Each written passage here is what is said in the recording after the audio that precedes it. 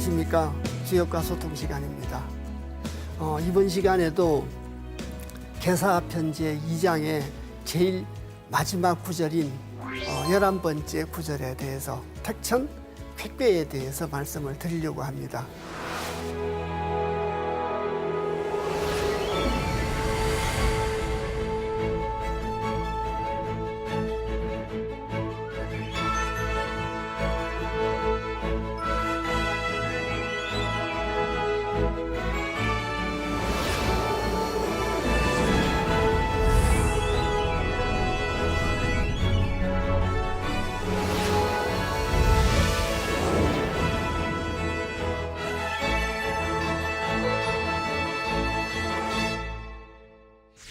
계사편 제2장이라는 게 내용이 이제 워낙 길어서 13개 구절을 놓고 이렇게 말씀을 갖다가 드려서 성인의 그 뜻이 궤로 드러나게 되고 그 궤를 통해서 세상을 이롭게 했다는 걸 설명하기 위한 단원이 바로 계사편 제2장이다. 이렇게 말씀을 드렸었습니다. 그래서 길게 수업해 오셨는데 오늘 13번째 마지막 구절에 대해서 말씀을 드리도록 하겠습니다. 상고엔 결성 이치르니 후세 성인이 역지서계하야 백간이 이치하며 만민이 이찰하니 개치저 쾌니라. 그래서 대개 모두 쾌궤에서 치했다. 이렇게 이제 얘기하고 있습니다. 이걸 이제 구체적으로 살펴보면 상고엔 결성 이치르니, 상고라는 말 자주 나왔었죠. 그래서 상고라는 건 보편적으로 그 중국의 하나라, 은나라, 주나라, 하은주 시대다 또는 뭐 하나라, 은나라, 주나라 시대다 이렇게도 얘기를 하죠. 그래서 그 하은주 시대를 가운데 중자 옛고자를 써서 중고시대라고 합니다. 하은주를 중고시대라고 한다면 상고시대라는 건 그보다 더 윗세대를 말하는 거니까 여러분들이 잘 아시는 요순 임금이 통치를 했던 사망 오제가 통치를 했던 그 중에 대표적인 사람이 이제 요순 임금이죠. 제일 첫 번째가 이제 동이족인 복희였고요. 복희 씨. 그래서 이제 사망 오제가 다스렸던 시절을 상고시대라고 이렇게 구분하면 되지 않겠나 싶습니다. 그래서 그런 상고시대 때는 결성 이치르니 매절결자, 줄성자, 말미암을 이자, 다스릴 치자입니다. 그래서 줄을 매서 다스렸다는 뜻이죠. 줄을 매가지고 다스렸다는 건 당시는 글이 없었던 시절이었기 때문에 기록을 해야 될 필요성이 있는 건 줄로 가지고 표시를 했다고 합니다. 그래서 이제 예를 들자면 어떤 사람들한테 쌀 한 마를 빌려줬거나 받았을 경우에는 새끼줄을 작게 한 번 맨다든지 또 한 가만이었을 경우에는 2번을 매가지고 좀 더 크게 해서 표시를 한다든지 그런 식으로 가지고 관리를 했다는 뜻이 되겠죠.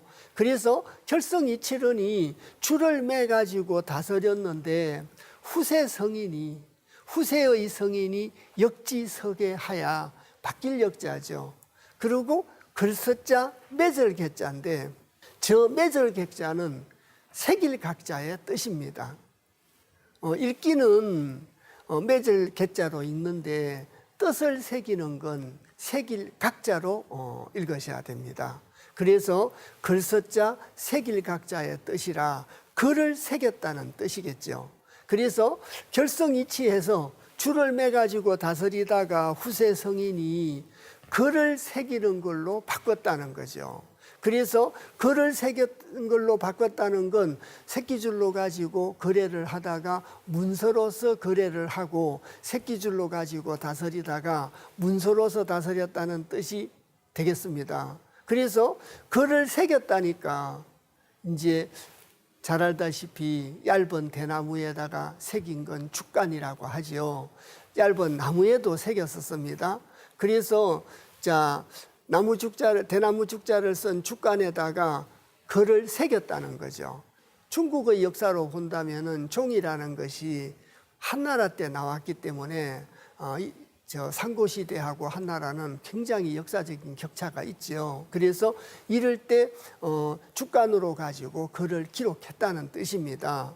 이래서 줄을 매 가지고 다스리던 걸 후세 성인이 주간에다가 글을 새기는 걸로 바꿨다는 거죠. 그렇게 바꿔서 백간이 이치를 하며, 그래서 일백백자의 벼슬관자입니다. 100명의 벼슬아치가 세상을 이로써 세상을 다스렸다. 이제 글자의 뜻으로는 그렇습니다. 그런데 주역의 글귀에 일백백자라고 하는 건 굉장한 철학적 의미를 갖고 있습니다. 단순히 숫자의 100하고는 다른 의미를 갖고 있습니다. 그래서 저희들이 계사상편 공부할 때 잠시 제가 하도낙서에 대해서 말씀을 드린 적이 있습니다. 그래서 이 하도낙서는 음양기수로 정해져 있고, 하도라고 하는 것은 1에서 10까지 음양기수로 구성이 되어 있고, 낙서라는 건 1에서 9까지 구성이 되어 있다. 그래서 이 낙서라고 하는 것은 지금 현실을 보고 말하고, 하도라고 하는 것은 이상적인 사회를 보고 말을 한다. 그리고 하도라고 하는 건 하늘을 상징하는 10이 들었기 때문에 천도를 표상하고, 낙서라고 하는 건 9가지밖에 없습니다. 10이 없다고 말씀드렸지 않습니까? 그래서 낙서는 지도를 표상하고 하도는 천도를 표상한다. 하도낙서를 천지지도와 결부시키면 그렇게 말씀드릴 수 있습니다. 지금 제가 이렇게 말씀드리는 기준은 주역의 기준입니다. 그래서 흔히 가끔 들었겠지만 정력의 기준하고는 조금 다릅니다. 그래서 주역의 기준, 지금은 주역을 공부하는 시간이고, 주역의 관점으로는 하도는 천도를 표상하고 낙서는 지도를 표상한다, 이렇게 규정을 하고 있습니다. 그래서 1에서 10까지로 구성되어 있는 하도의 수 전부를 합치면 계사상편 9장 천지지수절에서 나왔듯이 하늘의 수가 5이요 땅의 수가 5인데 그 두 개를 합치니까 55다, 그런 거 있었죠. 그래서 1에서 10까지를 음양기수를 다 더하면 55고, 낙서에 1에서 9까지를 더하면 45입니다. 그래서 하도의 55와 낙서의 45를 합친 것이 100입니다. 그래서 주역에서 말하는 그 100이라는 건 아까도 잠시 언급 말씀드렸듯이 단순히 계량화된 수치로서의 100을 의미하는 게 아니고, 하도낙서의 합을 100이라고 합니다. 천도와 지도의 합이 100입니다. 그래서 천지지도의 합이 100이다, 이렇게 말씀드릴 수 있습니다. 그래서 다시 읽어보겠습니다. 백간이 이치하며 100명의 관리가 이로써 다스렸다는 저 백간이라고 하는 것은 하도낙서의 합 100을 의미한다는 거죠. 다르게 달리 표현을 한다면은 천지지도의 100을 보고 말합니다. 이러니까 천지지도로 가지고 세상을 다스렸다는 뜻이 됩니다. 이 백간의 이치라는 말이 그런 굉장히 많은 의미를 갖고 있는 글귀다. 그래서 거듭거듭 말씀드리지만 백간이라는 것은 하도낙서의 합 100을 보고 말하고, 하도낙서는 천지지도를 표상하고 있기 때문에 천지지도로서 세상을 다스려서 세상을 이롭게 했다는 뜻이죠.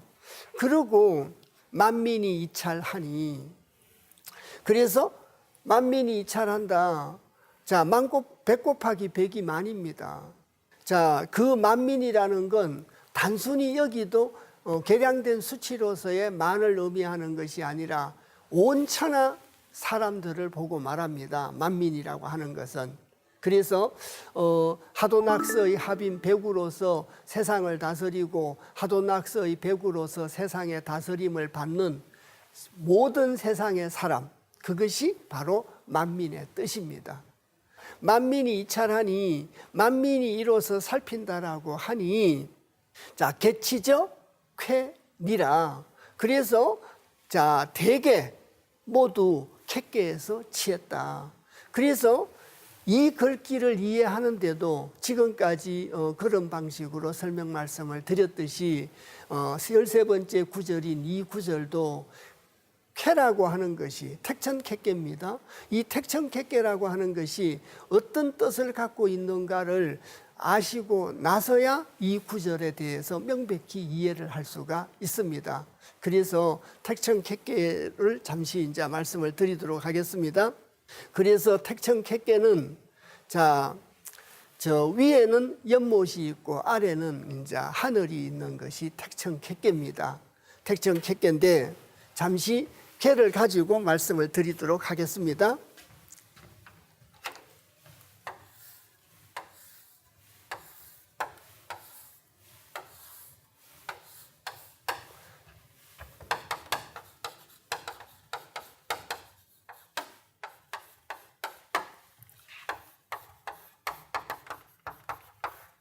그래서 여기 있는 쾌라고 하는 것은 결단의 의미를 갖습니다.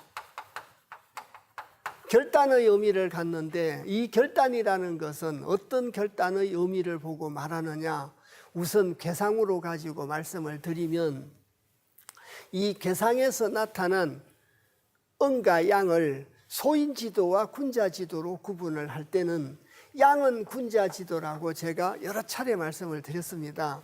그리고 음은 소인지도입니다. 그래서 이 택천캣괴를 보시면 양이 5개고 음이 하나입니다. 오양 이름으로 구성되어 있는 괴지요. 그래서 여기 있는 이 상육이 바로 소인이라는 겁니다. 여기 있는 5개의 양은 바로 군자입니다. 그래서 군자 5명, 오양이 되겠죠. 이 군자 5명이 하나밖에 없는 소인을 결단하는 것에 대한 얘기가 택천캣괴입니다. 그래서 5명의 군자가 1명밖에 없는 소인을 결단할 때는 어떻게 결단을 해야 되는가? 그래서 그 결단의 지혜에 대한 얘기다. 이렇게 한마디로 요약해서 택천캣괴를 말씀드릴 수가 있습니다. 그래서 한마디로 이렇게 이제 말씀드릴 수가 있고요. 그래서 12벽계설을 가지고 잠시 말씀을 이제 하나 더 추가해서 말씀을 드리도록 하겠습니다. 지난번 시간에도 이런 12벽계설에 대해서 설명 말씀드린 적이 있습니다. 지금 저희들이 이번 시간에 이제 읽고 있는 공부하고 있는 내용이 바로 택천캣괴로 24절기로 말을 하면 음력 3월께입니다. 음력 3월이 절기로서는 청명고구 계절이라 청명고구가 지나게 되면 날씨도 맑고 비가 왔다는 거니까 청명고구를 지나고 나면은 논밭에다가 뭘 심을 건가를 결단해야 될 시기죠. 언제 모내기를 하고 밭에는 뭘 심어야 될 것인가를 결단하는 시기가 바로 음력 3월이라는 얘기입니다.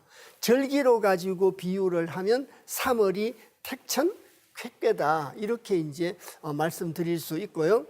두 번째는 지레복개서부터 중천근깨까지는 11월 달에서 4월 달까지는 양이, 이 그림에서 보시다시피 지레복개에서는 양이 하나였는데 지천택괴, 태평성대를 상징하는 지천택괴에서는 양이 3개가 됐죠. 그리고 이제 택천캣괴에서는 양이 5개가 되고 4월 달인 중천근깨에서는 음은 하나도 없고 양만 있는 계절이 됐습니다. 그래서 조금 변화를 말씀드리면 여기를 잠깐 보시겠습니다. 이것이 방금 보셨다시피 계절로 따지면 3월 달 개라는 거죠. 그런데 한 달만 더 있으면 중천근깨가 됩니다. 이것이 4월께인데 위도 근이고 아래도 근이라 근이 거듭해서 이걸 중천근깨라고 하죠. 한 달만 있으면은 중천근깨로 변하고, 또 하나 더 살펴보자면은 한 달만 있으면 여기 소인이라고 지칭이 되었던 상륙 소인이 군자가 되는 거죠. 소인이 군자가 되는 겁니다. 한 달만 지나면. 자, 유학의 근본적인 목적이 소인을 군자화하는 겁니다. 소인을 군자화하는 것이 유학의 어떤 목적이라고 할 수가 있습니다. 그러면 개별적으로 조금 말씀을 드렸는데 전체적으로 이제 정리를 해보자면 택천캣괴라고 하는 것은 이 쾌는 결단할 쾌자고 결단은 어떤 결단을 의미하느냐? 군자 5명이 소인 1명을 결단을 하는데 한 달만 지나면 이 소인이 군자가 됩니다. 극단적으로 말씀드리면 가만히 놔둬도 소인이 군자가 된다는 뜻입니다. 그런데 한 달만 있으면 소인이 군자가 되는데 이 하나 남은 소인을 5명의 군자가 소인을 어떻게 결단할 것인가? 거기에 대한 지혜를 설명하고 있는 것이 바로 택천캣괴라는 거죠. 그래서 그 얘기를 12벽계설로 가지고 다시 한번 설명 말씀을 드렸습니다. 왜 상효에 있는 음이 한 달만 지나면 음이 없어지고 양으로 변하는가에 대한 근거를 12벽계설로 말씀을 갖다가 드렸다는 거죠. 그래서 택천캣괴는 여기도 계의에서 적혀 있습니다마는 캣괴는 삼을깨로서 파종을 위한 처결과 결단을 갖다가 의미를 한다. 또 24절기로는 청명고구의 계절이라 음의 무리가 사라지고 양기가 왕성하게 돼서 백화초목이 만발하는 때다.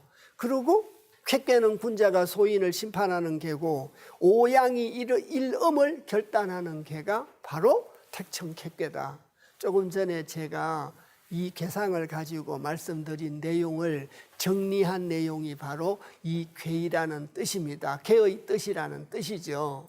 그래서 택천캣괴의 내용으로 가지고 이제 말씀을 드리자면 택천캣괴의 그 개사가 쾌는 양우왕정이니 부호유려이니라 고자업이요 분리정융이며 이유유왕하니라. 이 구절을 구체적으로 이제 한번 살펴보겠습니다. 그래서 쾌는 결단할 쾌자의 의미다 이렇게 이제 말씀을 드렸습니다. 결단을 하는데 누누이 말씀드렸듯이 군자 5명이 소인 1명을 결단하는 겁니다. 군자 5명이 소인 1명을 결단할 때 어떤 지혜로 가지고 결단을 해야 되느냐? 양우왕정이니 드날릴 양자 임금왕자 뜰정자입니다. 임금의 뜰에서 드날림이니 그 말이죠. 자, 왕정 임금의 뜰이라고 하는 것이 대궐이지 않습니까?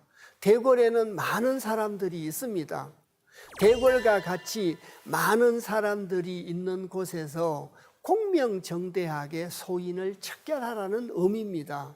그래서 쾌는 결단을 하는데 군자 5명이 소인 1명을 결단하는데 양우왕정이니 왕의 뜰에서 드날림이니 왕의 뜰에서 공명정대하게 결단을 함이니 그 말입니다.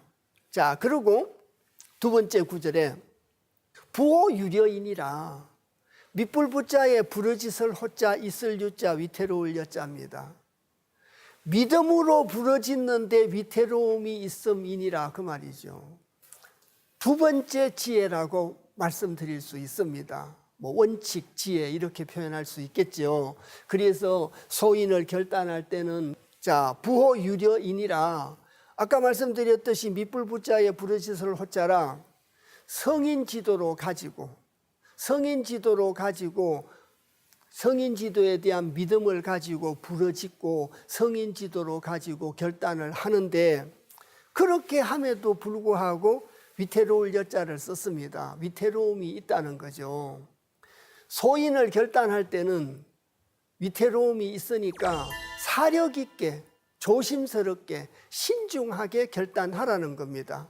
저희들이 왜 석담에 그런 말 있지 않습니까? 고양이가 쥐를 내몰 때도 나갈 구멍을 보고 쫓아라는 말이 있듯이 군자는 5명이고 소인은 1명인데 5명의 군자가 하나밖에 없는 소인을 결단할 때 마녀 사냥식으로 무조건 밀어붙일 것이 아니라 공명정대하게 하고 소인을 무조건 밀어붙이면 지가 돌아서서 고양이를 물려고 하는 위태로움이 있으니까 사력 있게 하라는 거죠. 믿음으로 가지고 부러짓는데 또 위태로움이 있다고 하는 것은 사력 있게 하라는 뜻입니다. 위태로움이 있다.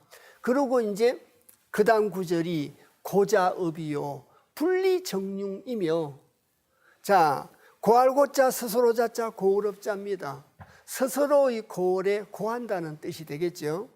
여기에다가 아라비아 숫자로 번호를 붙여놓기는 어렵지만 양우왕정은 첫 번째 지혜입니다. 두 번째는 부호유려는 두 번째 지혜라고 할 수 있습니다. 세 번째 지혜가 뭐냐? 고자업이라는 겁니다. 주역에서 고을업자는 저 자신을 말합니다. 내 자신을 보고 말하기 때문에 소인을 갖다가 결단할 때 공명정대하게 하고 믿음으로 가지고 부러지서도 위태로움이 있으니까 사력 있게 하고, 세 번째는 내 자신에게 고하라는 뜻입니다. 성인의 말씀으로 가지고 내 자신에게 고하라는 뜻은 소인을 결단할 때는 내 자신을 먼저 되돌아보라는 뜻이죠. 굉장히 자세하게 설명하고 있습니다. 5 군자가 1명의 소인을 결단하는 데는 세 번째는 스스로를 되돌아보라는 겁니다. 고자업이요 스스로를 되돌아보며 분리정융이며, 아니불자 이로울 이자 고적자 군사융자입니다. 그래서 대융자도 되고 군사융자도 되고 도둑융자도 됩니다. 근데 그 세 가지 뜻 중에 여기서는 군사흉자라, 네 번째는 힘으로 하는 건 이롭지 않다라고 했습니다. 분리정융이라는 말이 그 말이지 않습니까? 아니불 자에 이로울 이자라, 이롭지 않는데 어떻게 하면 이롭지 않는가? 힘으로 가지고 한 적 이롭지 못함이며 그 말이죠. 힘으로 하지 말라는 거죠. 왜 힘으로 하지 않아야 되느냐? 힘으로 하는 건 공명정대하지도 못할 뿐더러 힘으로 몰아붙이면 아까 부허 유려에서도 나왔듯이 소인이 거꾸로 군자를 해하려고 할 수도 있습니다. 그리고 또 이 그림에서 잠깐 말씀드렸듯이 계절로는 택천객계가 3월께인데 한 달만 지나면 여기 있는 상육의 음이 상구로, 음이 양으로 바뀌고 소인이 군자로 바뀌어서 한 달만 지나면 중천근계가 됩니다. 중천근계로서 이렇게 변하는데 한 달만 있으면 이렇게 되기 때문에 무리를 할 필요가 없겠죠. 순리대로 해결을 하면 된다는 일반적인 의미로 표현할 수도 있습니다. 그래서 분리정융이라는 말은 바로 그런 말입니다.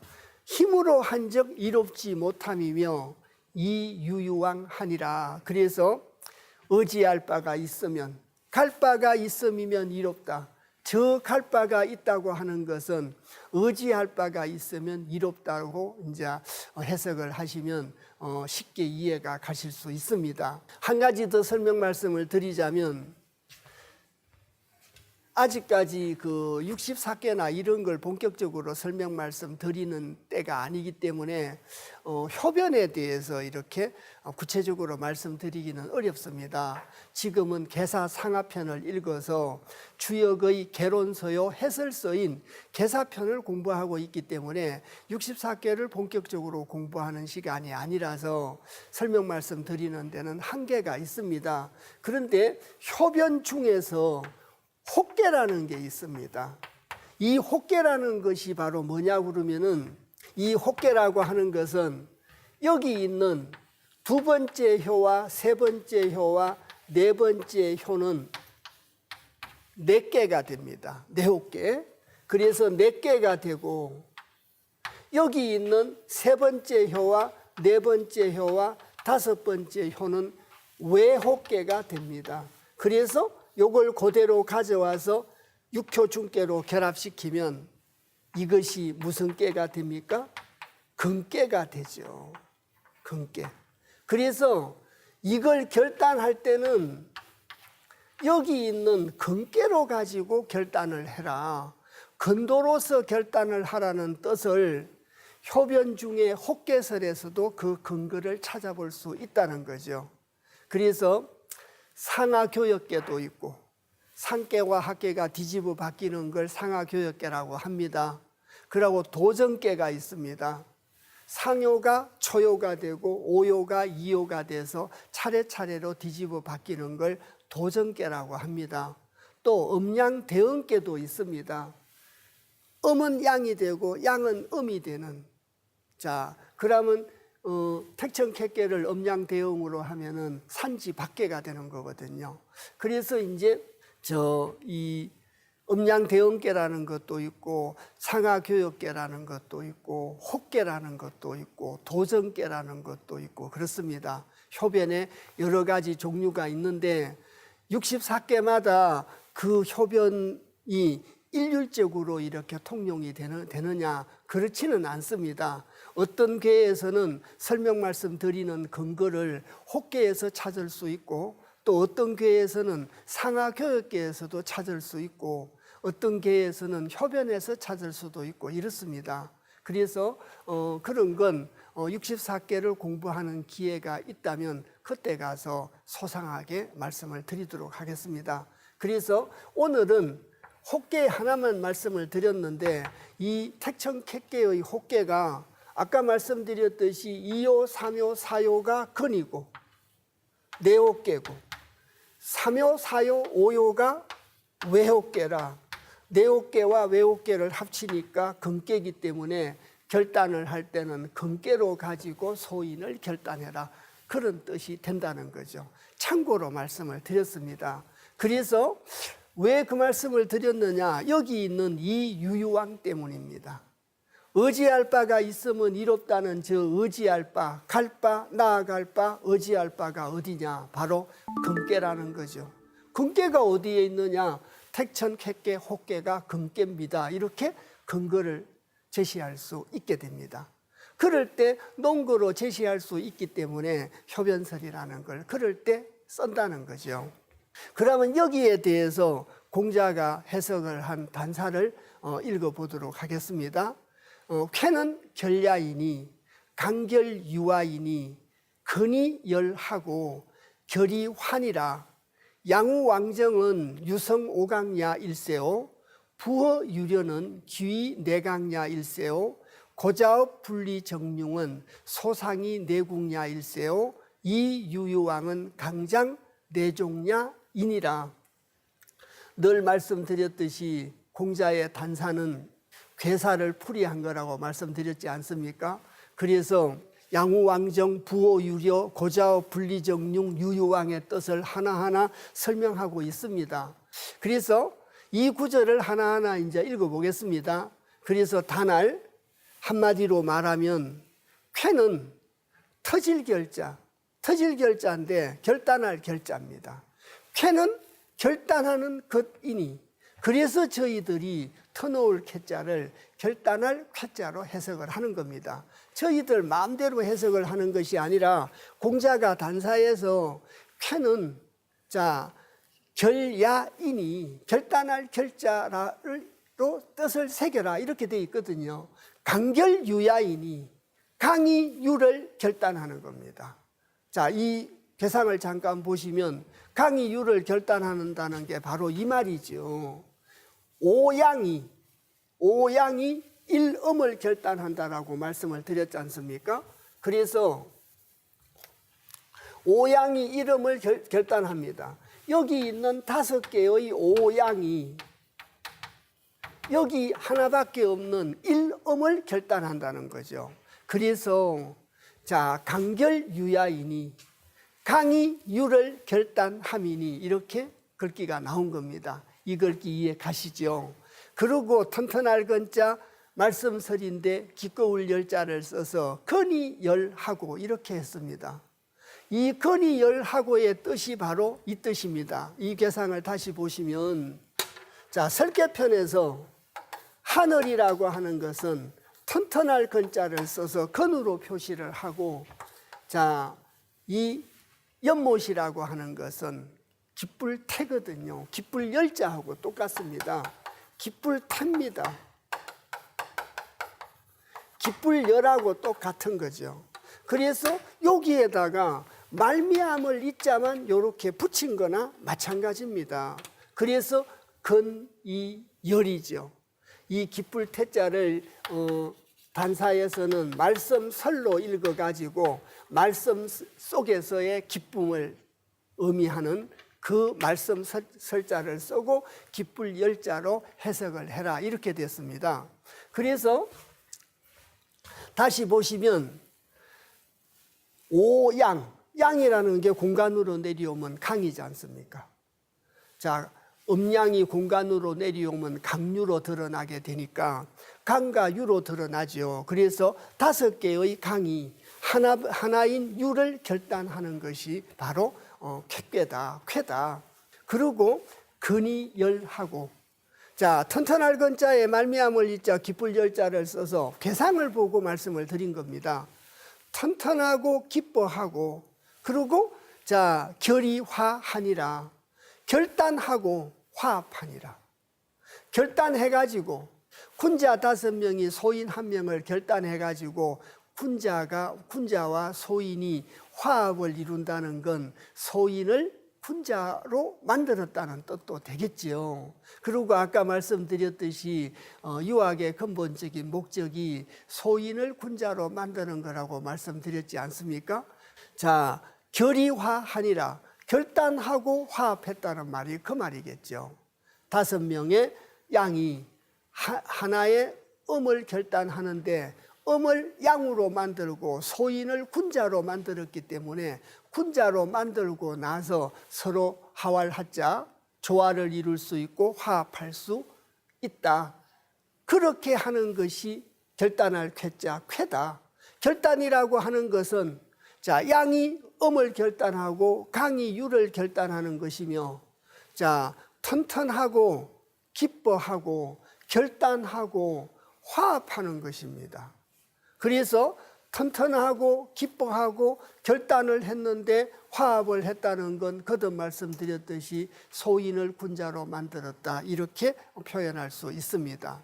그리고 양우왕정이라는 뜻은 뭐고 부호유래라는 뜻은 뭔가 하나하나 설명하고 있지 않습니까?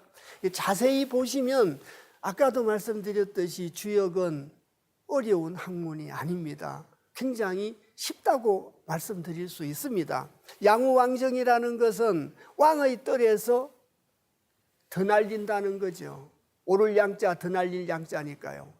왕의 뜰에서 높이 알리게 된다는 뜻이니까 대궐에서 많은 사람들이 알 수 있도록 공명정대하게 하는 것이 바로 양우왕정이다. 유성오강야인이라. 부드러울 유자에 탈성자, 다수도자, 강할 강자를 써가지고 유가 5강을 뭐 했습니까? 타고 있는 거죠. 소인 한 사람이 군자 5명을 타고 있고 군자 5명이 대궐의 뜰에서 공개석상에서 공명정대하게 소인을 결단하고 있기 때문에 결단을 하되 결의화라고 아까 공자가 말씀하셨지 않습니까? 결단하고 화합하는 거라고. 그래서 자, 유가 5강을 갖다가 타고 있고 저 5강이라는 것은 오양 군자를 의미하니까 군자 5명이 소인 1명을 결단하는데 뭐가 무서워서 밀실에서 가둬놓고 결단을 했겠습니까? 공명정대한 공개된 석상에서 결단을 했겠죠. 그리고 이제 그 다음 구절이 부호유려입니다. 아까도 말씀드렸지만 밑불부자에 부러짓을 호자죠. 성인 지도에 대한 믿음으로 가지고 부러짓는 겁니다. 아까 결단을 하는 데는 헛개에서 헛개가 금깨기 때문에 근도로 가지고 결단을 한다, 이런 말씀을 드렸지 않습니까? 그래서 성인지도 근도로 가지고 결단을 하는데 있을 유자 위태로울 여자, 소인을 결단하는 데는 위태로움이 있다는 거라고 말씀드리지 않습니까? 위태로움이 있습니다. 그런데 기위, 그 위태로움이. 자, 성인지도에 대한 믿음을 가지고 소인을 결단하는데도 위태로움은 있는데 성인지도로 가지고 결단을 했기 때문에 그 위태로움이 이내자, 빛강자, 이끼야자, 내광야, 일세오. 마침내 빛강자죠. 빛남 일세오. 그 위태로움이 소인을 군자로 만들고 공개석상에서 공명정대하게 결단을 하고 내 자신을 되돌아보면서 결단을 했기 때문에 마침내 빛난다고 쓰고 있습니다. 그래서 소인의 결단은 이렇게 하는 거라는 거죠. 양우왕정은 이런 뜻이고 부어유려는 이런 뜻이다. 그리고 그 다음 구절이 고자의 분리정융을 한테 묶었습니다. 내 자신을 되돌아보고 힘으로 하는 건 이롭지 못하다고 하는 것은 이렇게 묶어서 공자께서 단사에서 설명을 하고 있습니다. 그래서 바소자의 숭상할 상자입니다. 이렇게 하면 내 자신을 되돌아보고 힘으로 하는 건 이롭지 못하니 이렇게 하면 이 말을 바소자 숭상할 상자, 숭상하는 바가 이 숭상함이 자, 내궁야이니라 이내자에 막힐궁자, 다할궁자인데 여기서는 다할궁자입니다. 이렇게 했는데 막힐 리가 없지 않겠습니까? 그래서 다함이 없는 거죠. 숭상하는 바가 마침내 다함이 없습니다. 지경이 없다는 거죠. 끝이 없다는 얘기입니다. 이렇게 하면 내 자신을 되돌아보고 힘으로 하는 건 이롭지 못하다는 이 성현의 말씀을 숭상하고 이렇게 소인을 결단한다면 그 숭상하는 바가 마침내 다함이 없다, 막힘이 없다는 뜻입니다. 자, 그리고 마지막 구절이었던 이 유유왕에 대해서 설명을 하고 있습니다. 가는 바가, 의지할 바가, 갈 바가 있으면 이롭다고 합니다. 이것이 무슨 뜻인가? 강장이 내종야이니라. 그래서 구셀강자고 길장자입니다. 강이 길어져서 이내자 끝날 종자. 마침내 뭐 한다고 썼습니까? 끝난다고 썼죠. 그래서 이 말을 12벽개설 그림을 다시 거기서 확인을 하도록 하겠습니다. 여기가 청명고구 택천객계였습니다. 택천객계 다음에 4월 달이 중천근계죠. 그래서 여러 차례 말씀드린 것 같습니다. 그래서 이 12벽계설에서 지례복계에서는 동지가 지나고 나면 군자지도가 하나 돌아옵니다. 봄하고 여름은 양의 계절입니다. 가을하고 겨울은 음의 계절입니다. 그래서 음의 계절이 끝나고 양의 계절이 시작이 된다. 이렇게도 말씀드릴 수 있겠죠. 소인이 판치는 세상에서 군자지도가 드러나기 시작한다. 주역에서 이 12벽계설에서 강조하는 말은 바로 그 말입니다. 그래서 군자지도가 살아나서 지택인계에서는 양이 2개가 되고 지천택계에서는 3개가 되고 대장계에서 4개가 되고 택천객계에서 5개가 되고 또 한 달 지나니까 중천근계에서 6개가 돼서 아까 강할강자의 길장자, 강장이라는 말이 이 말입니다. 강이 자란다는 거죠. 강이 자라니까 택천객계에서 3월 달의 택천객계에서 4월이 되니까 음이 양으로 변해서 마침내 이내자에 끝날 종자 이끼야자를 썼지 않습니까? 이에 끝이라는 거. 음이 끝이 난다는 얘기죠. 소인지도가 끝이 난다고. 지난번에도 한번 말씀드렸습니다마는 곡해가 생길 걸 방지하기 위해서 간단하게 한 말씀만 더 드리자면 제가 여기다가 11월서부터 10월까지 1년 12달도 적혀 있고 또 위에 그 다음 칸에 24절기도 이렇게 적혀 있습니다. 그래서 12달과 24절기가 이렇게 있으니까 군자지도가 성하고 소인지도가 성한 이러한 관계가 물리적인 시간, 이런 뜻으로 이해를 하시면 굉장히 곤란하다. 그래서 주역의 글귀를 보실 때는 과학의 눈으로는 주역의 글귀를 깊이 이해하기가 어렵습니다. 철학의 눈으로 봐야 되겠지요. 이것은 물리적 시간이 아닙니다. 물리적 시간이 아닌데 왜 여기에다가 12달과 24절기를 이렇게 했느냐? 성현들이 어떤 말씀을 하실 때 자연의 법칙에다가 비유를 많이 하셨지 않습니까? 잘 아시다시피 자연의 법칙이라는 것은 필연의 법칙이라 9월이 가면 10월이 오고 겨울이 오면 눈이 오고 물은 위에서 아래로 흐르는 건 시간과 공간에 관계없이 만고불변의 진리지 않습니까? 거기에다가 인간사를 결부시킨 거죠. 거기에다가 인간사를 결부를 시켜가지고 성인의 말씀도 하늘의 뜻이 사시로 드러나는 거기 때문에 봄, 여름, 가을, 겨울로 드러나는 거기 때문에 사시의 변화가 한 번도 사시불특이라는 말이 있었듯이 사시의 변화가 한 번도 어긋난 적이 없었지 않습니까? 그렇듯이 성현의 말씀도 한 번도 어긋나지 않게 되니까 성현의 말씀을 의심하지 말고 믿으라는 뜻에서 성현들께서 어떤 말씀을 하실 때 콩 심으면 콩 나고 팥 심으면 팥 나고 외를 심으면 외를 얻는다. 이렇게 자연법칙에다가 성현의 말씀들을 비유법을 써서 거기에다가 결부를 시켜서 성인의 말씀도 자연의 현상처럼 24절기가 때를 놓치지 않고 정확하게 순환을 하듯이 성현의 말씀도 어긋남이 없다라는 뜻으로 이 절기라는 게 표시가 되어 있는 것이지 물리적 시간으로 이해를 하시라고 절기가 여기에 붙어 있는 것이 아닙니다. 그래서 여기 있는 군자지도가 성해지는 게 6개요. 군자지도가 쇠퇴해지고 소인지도가 성해지는 게 6개입니다.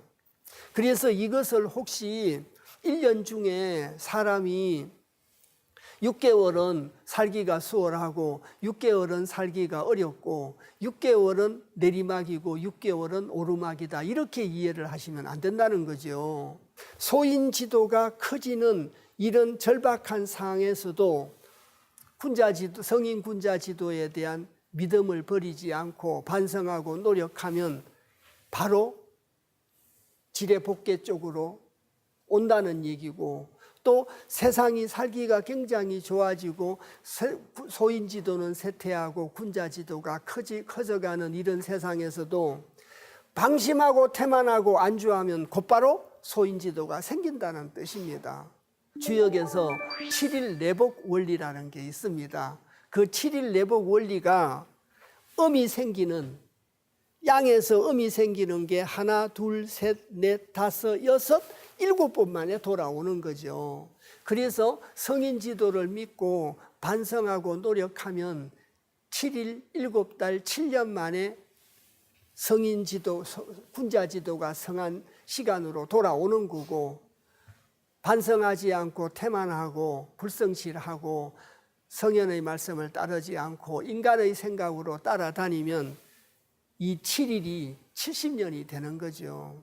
대상사에서 택상어천이 쾌니 군자는 이하야 시록급하하며 자 거덕짓기 하나니라. 이 구절의 뜻을 소상하게 살펴보도록 하겠습니다. 상활, 코끼리 상자, 가로왈자죠.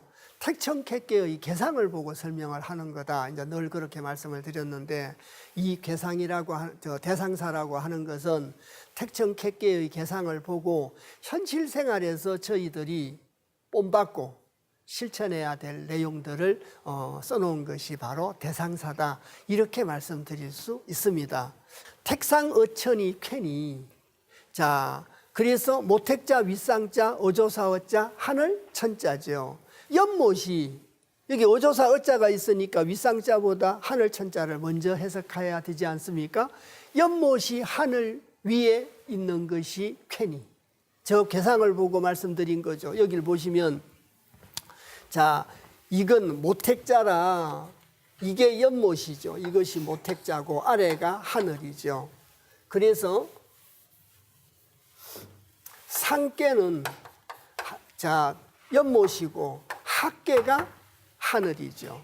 그래서 연못이 하늘 위에 있는 것이 객괴다 이 말입니다. 이게. 그래서 택상 어천이 쾌니 군자는 이하야. 군자는 이것을 보고 결단을 하는데 튼튼하고 기뻐함으로써 결단을 하고 또 단사에서 결단을 하는 지혜를 여러 차례 몇 가지를 설명했습니다. 공명정대하게 하고 또 내 자신도 되돌아보고 힘으로 하지 말고 믿음으로 하는데도 위태로움이 있으니까 사력 있게 결단을 해라 이렇게 이제 얘기했지 않습니까? 그래서 시록급하하며 베풀 시자 복록 녹자죠. 미칠 급자 아래 하자입니다. 복록을 베풀어서 군자는 이것을 본받고 깨달아 가지고 자, 그 복록이라는 건 기쁨이겠죠. 소인을 결단하는 지혜를 말하겠죠. 좀 작게 말씀드린다면. 그래서 그러한 복록을 베풀어 가지고 어디에 미치도록 하라고 썼습니까? 미칠 급자 아래 하자에다가 써놨죠. 아래에 있는 게 백성입니다. 저 육효를 계급으로 따진다면 늘 말씀드리듯이 여기가 백성이고 여기가 하급관리고 제우, 상공, 국왕, 국사의 자리입니다. 이 계급으로 따지면. 그래서 아래라는 건 바로 백성을 의미한다. 이렇게 이해를 하시면 되겠습니다. 그래서 복록을 베풀어서 아래에 미치도록 하며 살것자, 머물것자, 덕덕자죠. 덕에 머물면서 덕에 머물고 법칙칙자, 끓이기자입니다. 법도에 어긋나는 건 하지 말라는 거죠. 법도에 어긋나는 건 꺼려라. 법도에 어긋나는 건 꺼려야 군자는 그렇게 해야 소인이 있을 때 소인을 공명정대하고 또 내 자신을 되돌아보고 또 믿음으로 가지고 저 결단을 하고 이렇게 할 수 있다. 그래서 거덕 칙기 하나니라. 이럴 때는 고적자 아니고 법칙 칙자입니다. 덕에 머물면서 법도에 어긋나는 건 하지 마라. 그래서 법도에 어긋나는 걸 꺼린다는 말이 법도에 어긋나는 건 하지 말라는 뜻입니다. 그래서 지금까지 객괴에 대해서 이제 전체적인 뜻을 알아봤습니다. 그래서 다시 계사편 2장의 마지막 구절을 다시 읽어보도록 하겠습니다. 자, 상고엔 옛적에 결성이치하니 주를 매서 다스림이니 후세 성인이 역지서게 하야. 자, 그를 새긴 거라고 말씀드렸지 않습니까? 매절개자가 새길 각자로 의미를 해석하셔야 된다. 그를 새기는 걸로 바꿨다. 그를 새기는 걸로 이렇게 바꿔가지고 백간이 이치하며 아까 말씀드렸듯이 저 백간이라는 건 하도 낙서의 합이라고 말씀을 드렸습니다. 천지지도의 합이죠. 천지지도로 가지고 세상을 다스렸다는 거죠. 천지지도로 가지고 세상을 다스렸다. 건도로 가지고 소인을 결단했다. 그래서 만민이 이를 살핀다라고 하니 천하 사람들이 백간이 이치하는 걸 살핀다고 하지 않습니까? 그걸 본받아서 자 개치적 쾌리라. 이래서 사람들로 하여금 성인이 택천쾌계를 통해서 세상을 이롭게 했습니다. 택천쾌계를 통해서 세상을 이롭게 했다는 것이 건도로 가지고 소인을 결단하고 소인을 군자화하고 천지지도로 다스린다고 하며 만민이 이찰하니 개치적 쾌니라. 대개 모두 쾌계에서 취했다. 거듭거듭 말씀드렸지만 쾌라고 하는 것은 군자 5명이 소인 1명을 결단하는 것이 바로 쾌계다. 결단을 하는데 공자가 단사에서 공명정대하게 하고 믿음으로 가지고 하고 내 자신을 되돌아보고 힘으로 하면 이롭지 못하다. 그래서 소인을 군자화로 만들어서 단사 끝 마무리에 자, 결단을 하되, 결의화라고 했으니까요. 결단하되 화합을 이루도록 해라. 그 얘기는 소인을 갖다가 군자화로 하는 뜻이다. 이렇게 말씀드렸지 않습니까? 거래를 명확하게 한다든지 또 정치를 냉혹하게 한다든지 그런 것이 아니라 성인 지도에 입각해서 민본 정치를 베풀어 가지고 소인을 군자화함으로써 세상을 이롭게 하는 걸 설명하는 것이 바로 택청객계 13번째 구절인 내용의 핵심이 바로 이런 내용이다. 이렇게 말씀드릴 수 있습니다. 지금까지 계사편 제2장을 설명 말씀드려서 괴를 통해 가지고 세상을 이롭게 한 걸 말씀을 드렸습니다. 그래서 그걸 잠시 정리를 조금만 해보겠습니다. 이해가 쉽게 되도록. 그래서 하늘의 뜻을 상이라고 말씀드렸고 이 하늘의 상을 성인이 자각을 했는데 이 성인이 자각을 해가지고 뭘 통해서 하늘의 뜻을 드러냈느냐? 괴상원리, 괴효를 통해서 드러냈다. 이렇게 말씀드렸죠. 그래서 이 괴는 64괴죠. 효는 384효고요. 이걸 통해 가지고 세상을 갖다가 이롭게 한 걸 설명하고 있는 것이 계사합편 제2장이었다. 그리고 이 64개 중에 13개 개를 통해서 세상을 갖다가 이롭게 한 걸 설명했다. 이렇게 말씀드렸고 이 13개 개의 대다수의 내용이 목도에 대한 내용이었지 않습니까?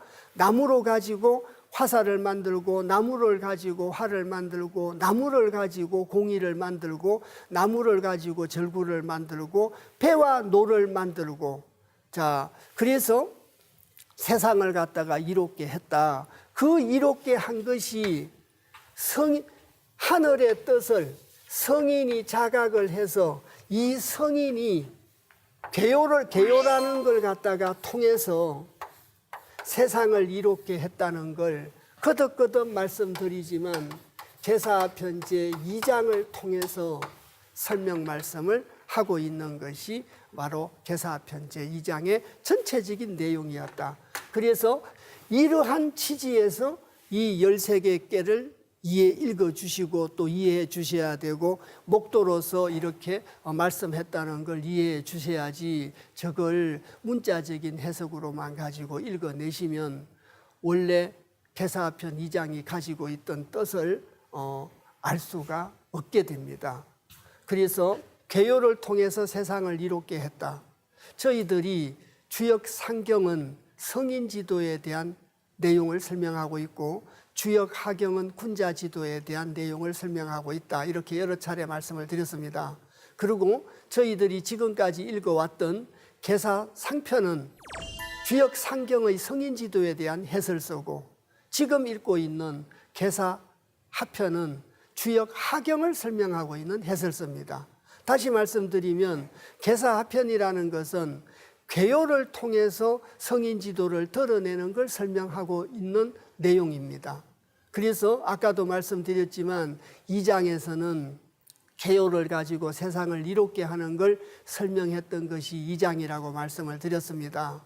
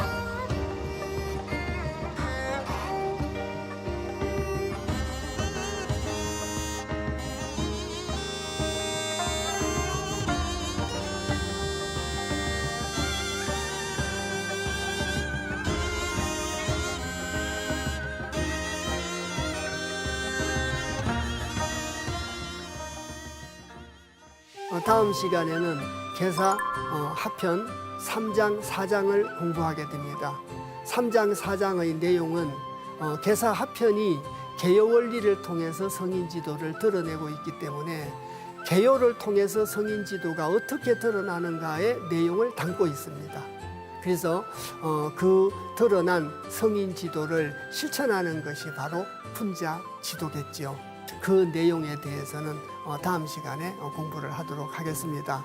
오늘 긴 시간 같이 공부해 주셔서 대단히 감사합니다.